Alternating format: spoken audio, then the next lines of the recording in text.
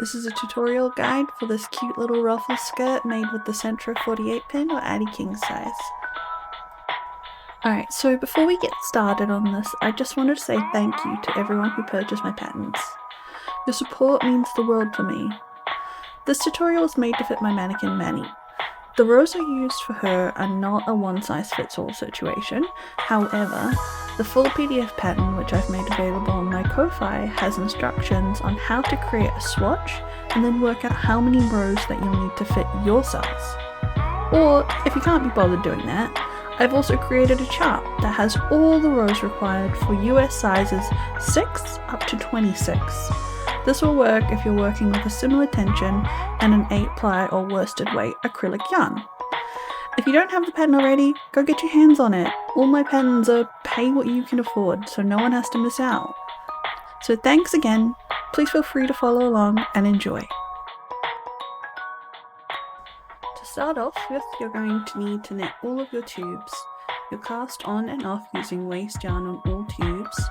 This is for your butt panel and however many layers that you want to do. You'll leave the waste yarn attached for now and we'll knit them together later. Also, I refer to the top part of the skirt as a butt panel, but it's actually knitted in tube mode, not panel mode, just to clarify that.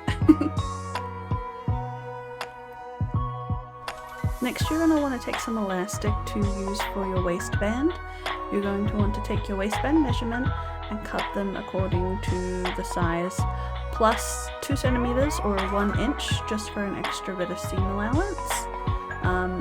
You can use any type of elastic. I like to use this sort of thicker style, but whatever you have on hand will work just fine. Now that you have your waistband ready, you'll start to create the space that it will sit in. You want to find the top of your tube. I've marked mine with some stitch markers. Then place your waistband on top and count how many rows down from the top that it is. Again, stitch markers are super helpful. You should allow 1 to 2 stitches below just for some clearance. Now you're going to take your thread and needle and you're going to stitch through both the back and front all the way along this line until you get to the other end of the tube. Once you're finished, leave a nice long tail and tie it to your starting tail with a good amount of slack. This will create that pocket. Sorry, I had a small technical error and I didn't get to record me finishing off stitching that and putting in the elastic band. However, you'll just make your way to the end of the tube, leave a nice long tail at both ends, and you can tie them together if you want, but just remember to leave lots of slack if you do. Next, you're going to insert your elastic through the pocket we've just made. Now to do this, you'll tie one end of your elastic to a big blunt eye needle and feed it through. Or if you don't have one that fits the size of your elastic, you can use a safety pin and use that to feed it through. Now you're just going to secure your elastic. You're going to overlap 2 centimeters or 1 inch either side. Now ideally you'll sew this with a sewing machine or hand stitch a big square with a cross in the middle over the overlapping areas. However, you can also tie a knot or use glue, though those methods do have their drawbacks. Alright, so now we're going to seam shut our butt panel. We will use a crochet hook. I'm using a 4mm one here. First of all, you're going to find the top stitch open at the end of one of your tubes. You're going to hook your crochet hook under it, and then you're going to find the top stitch on the other end of the tube, and then hook your crochet under that one and flip it over and under the first top stitch. And you're going to work your way around the whole tube doing this.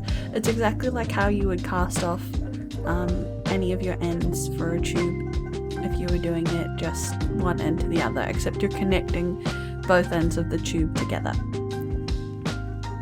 And once you're finished making your way all the way around, you're just going to remove any last bits of waste yarn that you have on there and just tie a knot and tie the 2 strings together, and then use your crochet hook to hide the ends inside of the tube.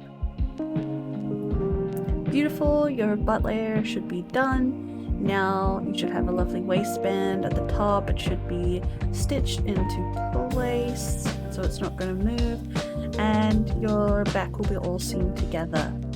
Beautiful. Now we're going to move on to adding our first layer. Alright, now with this layer and with any layers you decide to add afterwards, you want to close up the tubes. You're going to close them up in pretty much the same way that you did with your butt panel. You're going to take your crochet hook and you're going to insert it through the top of one of the stitches and match it up with the top of one of the stitches on the opposite side, and you're just going to work your way around. So once you finish, you're just going to want to tie your ends off in a knot and then remove your waist yarn. Once you finish with that, also hide your ends because no one likes messy ends. Perfect. Now you should have one completed butt panel and at least one layer, possibly more if you wanted to make it longer. Now, to attach the layer to the butt panel, we'll have to do a mattress stitch along the top edge of the layer to the bottom edge of the butt panel. Make sure that your waistband is in the right spot. Rather than a traditional mattress stitch where you pick up 2 bars on one side and then 2 bars on the other, we will pick up 2 bars on the butt panel side and 3 bars on the layer side.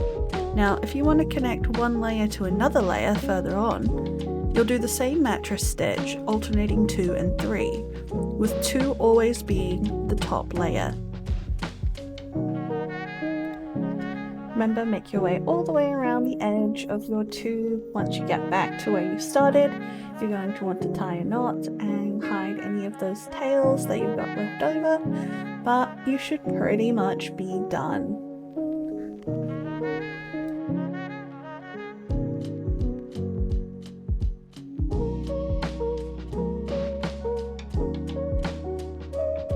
Thank you so much for watching my video. Don't forget to like and subscribe if you'd like to see more. Also, please check out my other videos because I'll be doing some more tutorials soon.